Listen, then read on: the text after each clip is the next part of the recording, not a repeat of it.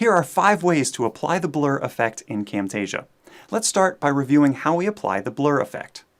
Click the Annotations tool, or the N key, and click the Special or Blur and Highlight tab.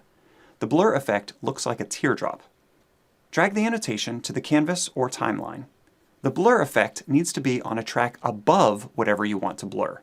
Number 1, blur backgrounds. If you're using a green screen, then you're replacing the screen with a new background.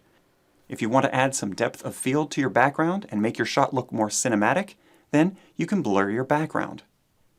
Number 2, blur your screen. If you're creating a screencast and have important information to share with your audience, you can blur the screen and add text. You might also do this with a title. If you use this effect, I also recommend darkening the background. Number 3, blur private information.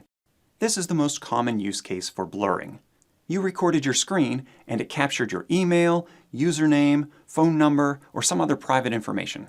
Add blur to keep your information private.